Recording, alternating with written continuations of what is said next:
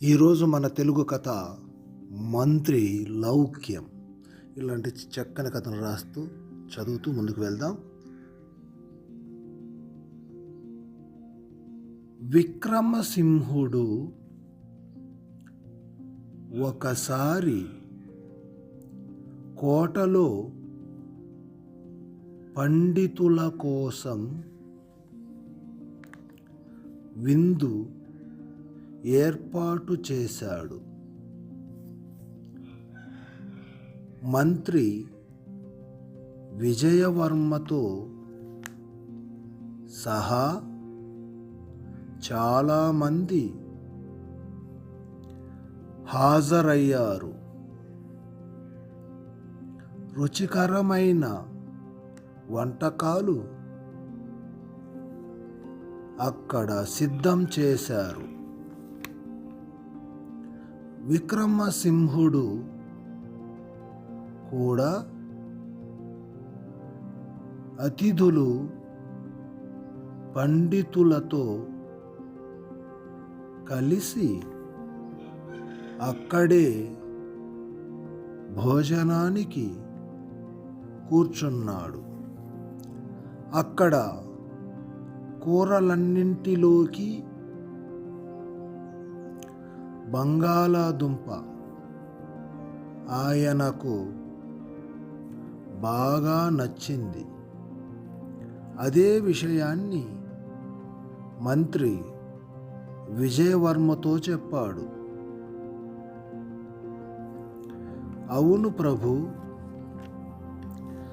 బంగాళాదుంప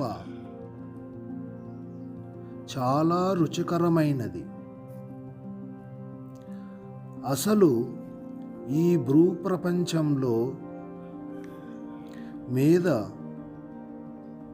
వంకాయ తర్వాత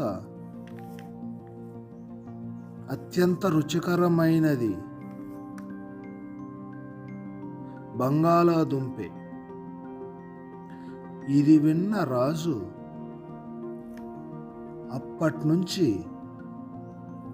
విక్రమసింహుడు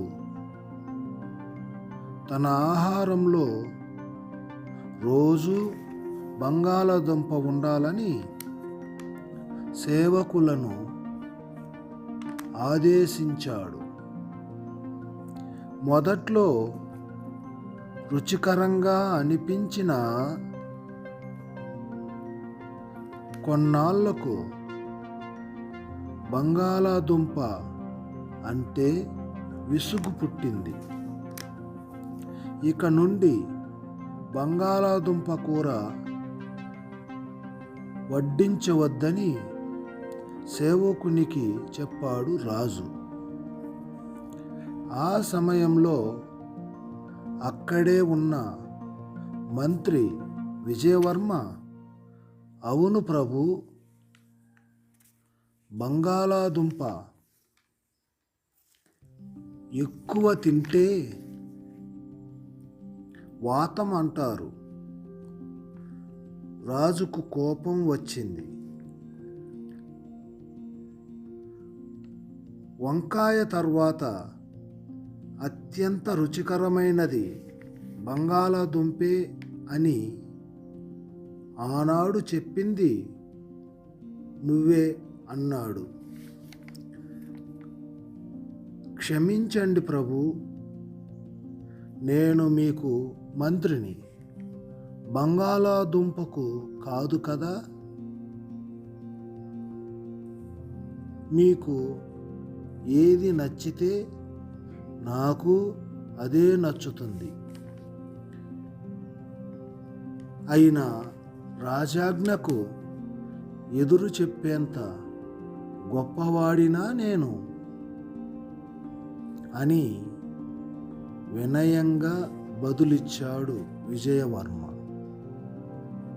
మంత్రి లౌక్యాన్ని మెచ్చుకుని కొన్ని కానుకలు ఇచ్చి పంపించాడు రాజు. ఈ కథ యొక్క నీతి: లౌక్యం కలిగిన వారు ఎవరినైనా గెలవవచ్చు.